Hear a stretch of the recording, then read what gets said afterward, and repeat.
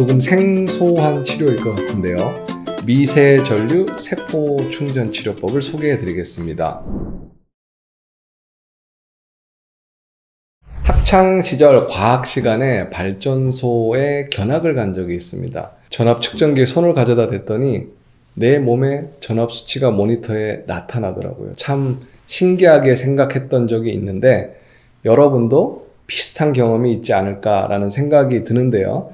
인체의 대부분은 물로 구성되고 우리의 몸은 전기가 흐르는 전도체이기 때문에 충분히 가능한 이야기입니다. 어떻게 보면 인체의 세포는 일종의 전자제품의 배터리와 유사한 면이 있는데 오늘 소개하는 치료가 이런 개념을 활용한 치료법입니다. 여러분, 두 손바닥을 서로 비비면 열이 발생합니다. 즉 에너지가 발생하는 것인데 이는 움직이는 손바닥에 생체 전기가 발생해서 전압을 높인 결과인데요. 가끔 피곤할 때 두 손을 비빈 후 눈에 대면 눈이 편해지는 느낌을 받을 수 있을 것이고 그런 경험을 해보신 분들도 많이 있을 것 같습니다. 이 두 가지 사례를 과학적으로 설명을 해보면 건강한 인체는 수분과 전해질이 풍부해서 전류가 잘 흐르고 이로 인해 전압이 잘 유지가 되는 상태입니다. 즉 배터리로 치면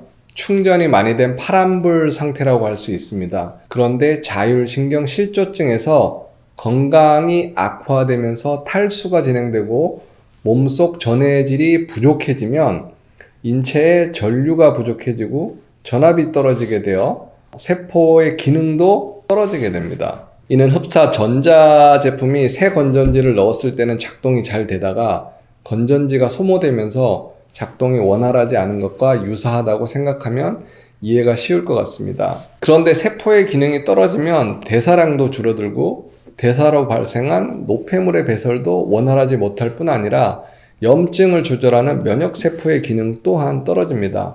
그러다 보니 세포의 에너지 부족은 염증을 전신에 퍼지게 만들고 장기의 기능은 더 떨어지게 합니다. 즉, 내 몸의 수많은 세포가 골골거리면서 앓다가 죽어가게 되는 것입니다. 이는 배터리로 치면 빨간불이 들어와 있는 상태인 것입니다. 그리고 우리가 자주 하는 말 중에 방전이 되었다 또는 충전이 필요하다라는 말들이 있는데 이 말은 세포가 배터리와 유사하다는 관점에서 생각해보면 정말 과학적인 말일 수 있습니다. 외상으로 세포가 손상을 입거나 당뇨병, 갑상선 질환 등의 호르몬 대사 불균형, 박테리아, 바이러스, 진균에 의한 염증, 아토피, 건선, 천식, 류마티스와 같은 자가 면역 질환에서 세포가 병들게 되면 세포 안쪽 미토콘드리아에서 충분한 에너지가 만들어지지 않아 세포의 활성도가 낮아져 막전이도 낮아지게 됩니다.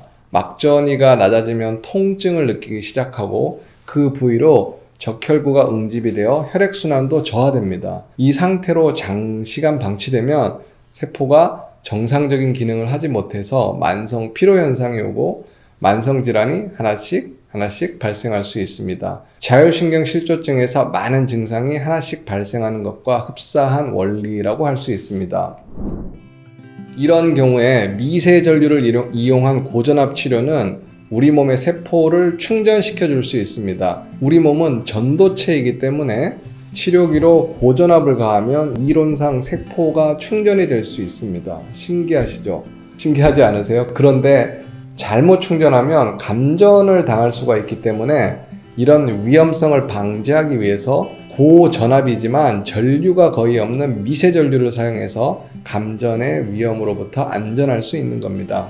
종종 드라마나 영화를 보면 벼락을 맞고 나서 특정 질병이 낫는 경우를 볼 수 있는데 특히 신경계 질환이죠.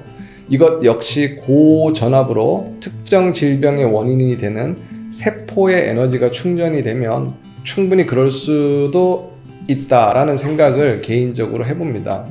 결론적으로 자율신경 실조증으로 다발성 장기의 기능 부전이 있는 경우에 자율신경 주사 치료와 병행해서 미세전류 세포 충전 치료를 하면 도움이 될 수 있습니다.